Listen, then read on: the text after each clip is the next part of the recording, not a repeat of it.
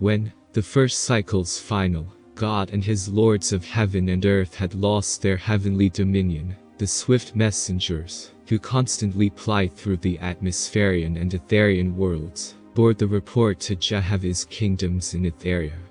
The earth had passed the Gianettis at Shrappa, in the Etherian roadway high Balkiv, and was heading for the eastern fields of Inakarin, having entered the Danhaean arches of Vehetavi, where the great kingdoms of the Orient chief, Yue, lay with his millions of gods and goddesses and high-raised Etherians.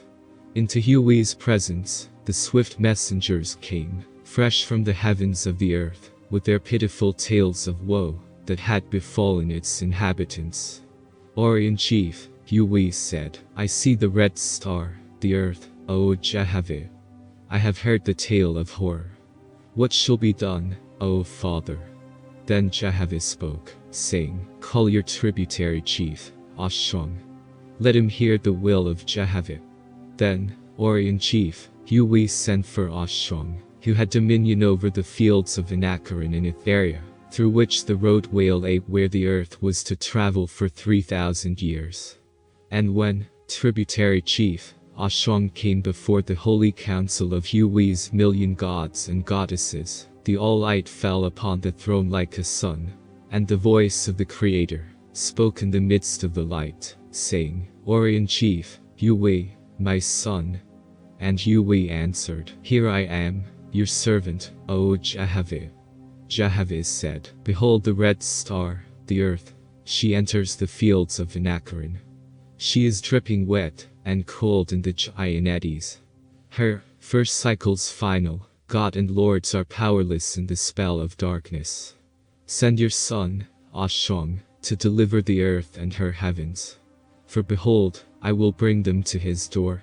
Then, tributary chief, Oahspe spoke, saying, Your will be done, O Jehovah. Though I have long been honored in Etheria, with many Etherian worlds to command, I have not as yet redeemed one corporeal world, and her heaven from a time of darkness. Jehovah said, Go then, my son, Oahspe, to the laboring earth and deliver her. But first appoint a successor for Inakarin. Then spoke Orient chief, Yue, who was older than the red star, who had seen many corporeal worlds created, had seen them run their course, and then disappear as such.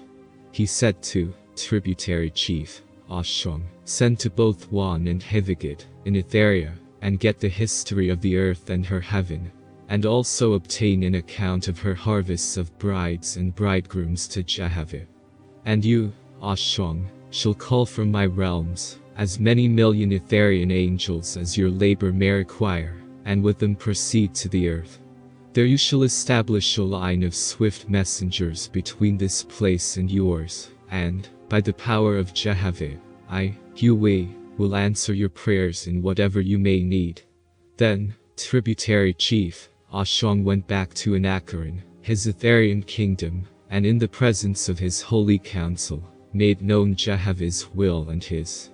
And Oahspe called for 60 million volunteers to go with him on his mission, and they came presently, some from Johan, some from Tsiing, some from Arath, some from Gonlu, and from various other places in Inakarin, came in millions, as many as Oahspe called for.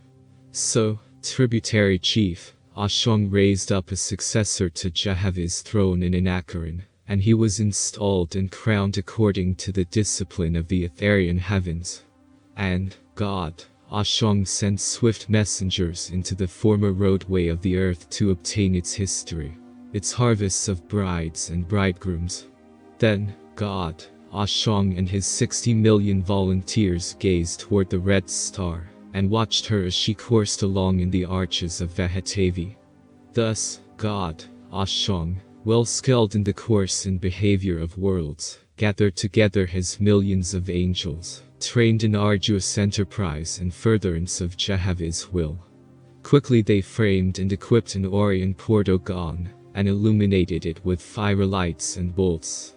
And these sons and daughters of Jehovah embarked and sped forth, 500,000 miles, to the outskirts of Inakarin, where they stood close above the earth, so near that the sweeping moon would almost touch the down-hanging curtains of Etherian fire. And here they halted, so that both mortals and angels belonging to the earth might see and fear.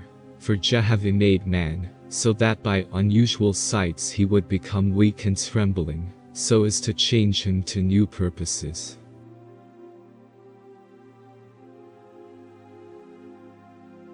Jehovah's voice spoke to God, Oahspe, saying, "For 3 days and nights you shall stand in the firmament, so that man on earth, and in atmosphere, may perceive the power and majesty of my chosen in heaven."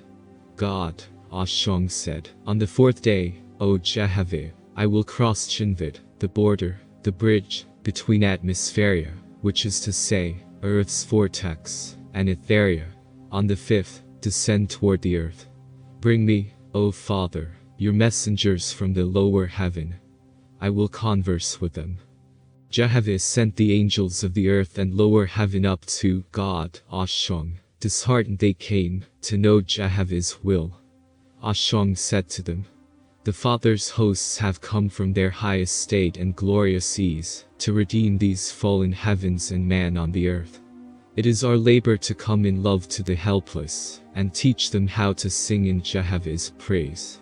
Then the swift messengers answered, "In the all-person's boundless love, may you, Oahspe, find recompense for your holy words, most honored God. Down in darkness, long and earnestly, the lords of earth have labored in unison with heaven's God, whose kingdom fell.